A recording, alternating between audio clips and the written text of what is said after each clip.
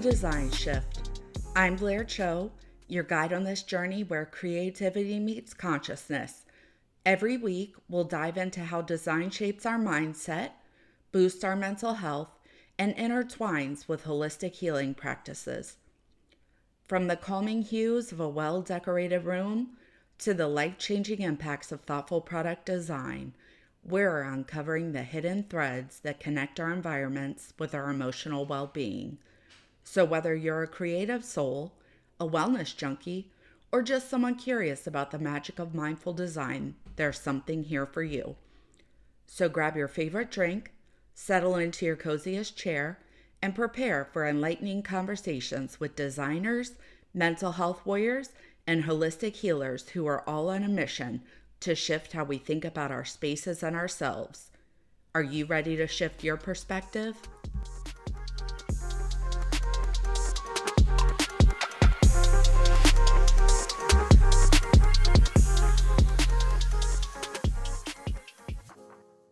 Welcome back to this episode of Design Shift. And in this episode, I'm sitting down with Bree Oliver, a certified virtual Reiki healer and life coach. We're going to explore the transformative power of Reiki therapy combined with life coaching. I am super excited because I literally know nothing about Reiki. So, we're going to discover how these holistic practices can help us unlock our potential, overcome emotional blockages, and achieve our life goals. Sounds perfect. So, whether you're new to energy healing or familiar with coaching, this episode is going to offer valuable insights to support your personal growth journey. Hey, Bree, how are you? I'm good, Blair. How you doing? Good. I'm so excited that you're here. I've been dying to talk to you. I know we've been in talks for a couple weeks now, and I have been super excited to get together and record and see what you have to share. So, Yes, me too. so I understand that you are, and it's Reiki, not Reiki, correct? Reiki. Okay, Uh-huh. perfect. Yeah. So, you do virtual Reiki. Yes. So you just kind of explain a little bit what Reiki is and how it works, especially in a virtual setting. Yeah.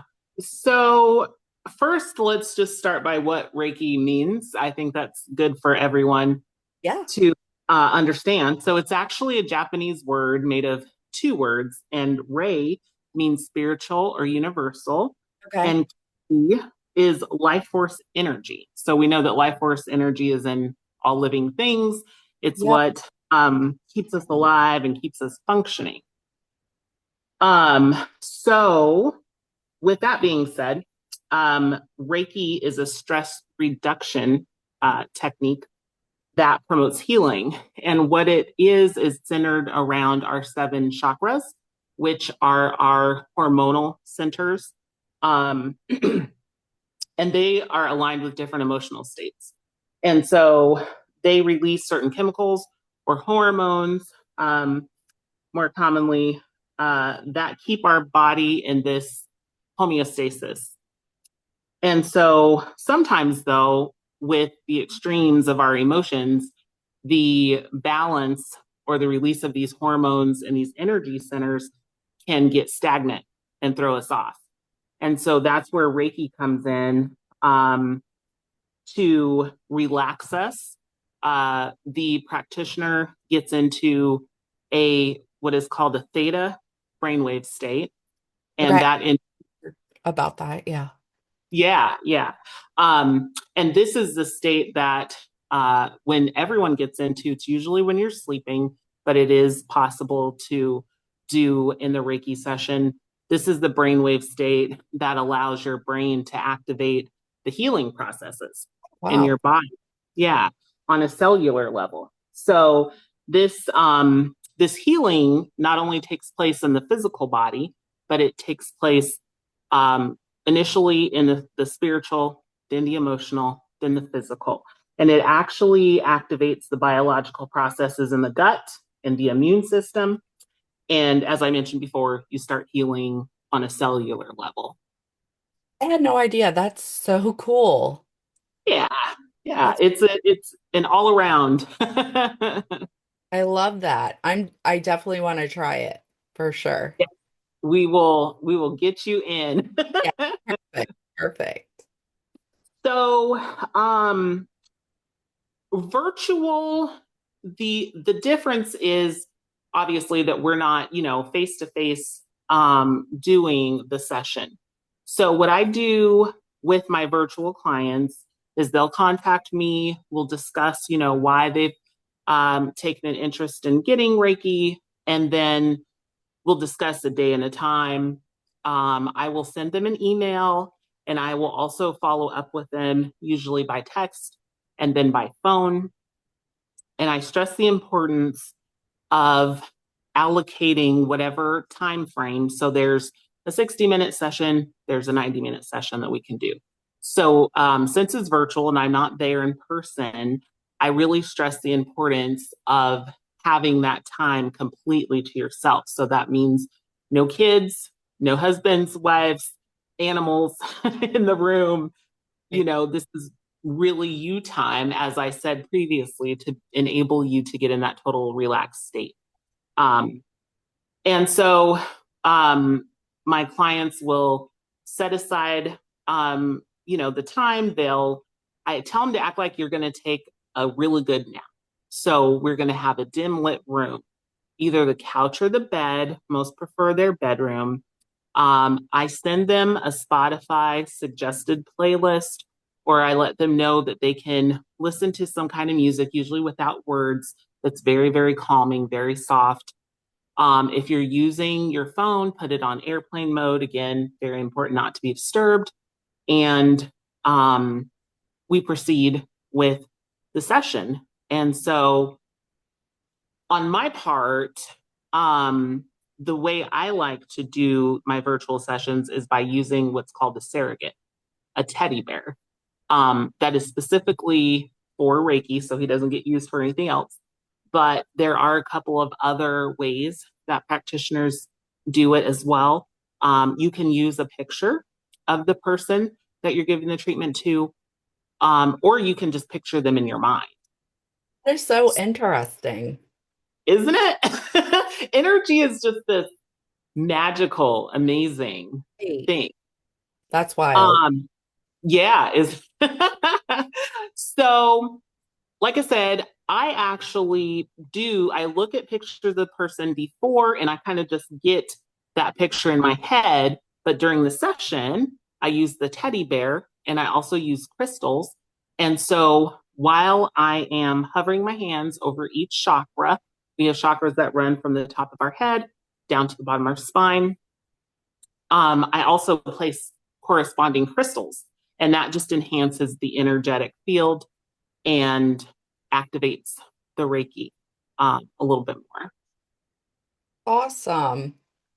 I have a lot of crystals, but I really need to cleanse them and charge them and kind of get back into it. I could see them all sitting over there beside me, Mhm. and just Yeah. I need to use them more for sure. Oh yeah, yeah, every day, and you can charge them by putting them in the sunlight or the moonlight. So yeah. Yeah. So what inspired you to become a Reiki healer? So um I've always been, well, since I could, really talk and engage in meaningful conversation, I like to know about people, and I'm always told that my energy is really good and really welcoming. And I'm that person that a lot of people just tell a lot of things to. And when I Mhm. was younger, sometimes I didn't know how to take that. But as I got older, I thought that was just really neat that people felt comfortable, enough to do that. So fast forward, I'm on my conscious journey and I visit a psychic, and she tells me that one of the things that was laid out in my life path was to do some sort of healing modalities. Oh, And that wow. that I should really explore, explore them. And so I think Reiki was like the first one that I started reading about, and it just instantly captivated me. And so I studied it on my own and read about it and kind of practiced level one on my own for about a year. And then after that, I was like, I'm ready, to take classes. So that's what I did. That's awesome. I find it really interesting that you mentioned that a psychic reading is like who encouraged you and saw it in your future. I personally have never been to a psychic. I would love to go, love to find like a reputable one, but I think that's really interesting and that it worked out and it really spoke to you and like became a part of your life path. That's Yeah. really, really cool. So, Yes. what would be some common reasons, I guess, that people sign up for a Reiki healing? Like what kind of things does it help with? I know you mentioned like gut issues and stuff like that. Do people sign up typically for emotional stuff or physical or both or It really is a combination. Um, Sometimes it's like, I heard about Reiki, I'm interested. I just want to experience it. A lot of the times, people, you just know when you're off, you know when you're not right. Um, Things are going wrong in relationships and stress levels in your body. So yeah, it's a combination of those things. And like I was saying, our body is this amazing machine that keeps it tries to keep itself anyway in a good balance, a perfect balance where that energy is flowing and those hormones are being released. And so when your body's not right, when it's imbalanced, and people reach out, when they're feeling that. awesome. I love that. So is a typical Reiki session a one-time thing or do you do several sessions? How does it work? So it is a lifelong thing, actually. Okay. Your initial session gets the ball rolling. So I like to tell people it's almost like when you're going to a gym and you hire a coach. you Right. know, you're there for a purpose and a reason. And it's not that you don't know how to exercise, but you don't know exactly what to do and you want to target certain areas. So that's what Reiki is initially. And it takes, quite a few sessions, and then you want to keep that balance. So it becomes a thing that you can do yourself. You can do Reiki on yourself as well. So when you feel that you're ready, yeah, Yeah, I definitely think that it's something that I would be interested in trying. And so yeah, we'll definitely talk for yeah. sure. For sure. Uh, just like me, I'm a newbie. So what advice would you give to someone new to Reiki or considering a virtual session for the first time? So I would definitely, by all means, say do it. Um, I would leave, like, what you may have heard at the door, leave your fears at the door, because again, Reiki is in all of us. So it's not something that's being introduced or any kind of voodoo. I hear that a lot. Right. Um, it is simply moving that vital life force energy the way that it should be flowing. And yeah, I mean, I would just encourage, checking it out, experiencing some sessions, and also once you've experienced it and you feel like it's something for you to do, set your intentions moving forward, every session. What is it? Zero in on what is it that you really want to accomplish out of each session. Yeah. I feel like Reiki is one of those things that people think is like woo woo, like Yeah. uh but it's like a spiritual thing. Like I get it. It's a life force energy thing, and I believe in it. I think Mhm. the proof is in the pudding per se. Like if you just try it, what can it hurt? Yeah. You Yeah. try it, and if you feel better, awesome. If you don't, then just stop. There's Exactly. no harm in trying it. Right. Right. You are also a life coach. So Mhm. how do you incorporate Reiki healing practices into your life coaching style? So I begin each of my Reiki sessions and my life coaching sessions with the deep breathing method. And that's really just to get us both to drop into our bodies and to really connect, with our emotions and what we're feeling. So I incorporate that into my life coaching sessions by beginning the sessions with that. And also just, Reiki really is a loving energy that is shared, a loving space that is facilitated for your body to do what it does naturally. So I take that same approach with my life coaching. I'm not here to beat into you, all these things that you must do and these rituals that you must do. I'm here to hold space and facilitate, again, a type of a healing, um, a natural process that we know how to do, but we just need help and we need assistance and we need that compassion and that attention and sometimes that guidance to do that. So I incorporate, the loving care and compassion into my life coaching. Right. Gotcha. Yeah, that makes sense. Um, what types of issues do you focus on in your life coaching practice? It's the same as what my Reiki clients come in for, emotional, spiritual patterns that we've picked up, traumas, everyone, the second you're born, you're dealing with traumas and you're dealing with these ideals that are, embedded on you and you take them in as your own. So, the whole gamut of just really getting back to your authentic self and working through those layers that we are buried under, throughout life. Right. Was there something in your life that pushed you to become a life coach? Was that the psychic too, or did the Reiki and the life coach go hand in hand? Like, what do you think? It definitely goes hand in hand. I just recently thought about, oh my word, all of the things that I've been through in my life, which we all have been through a lot.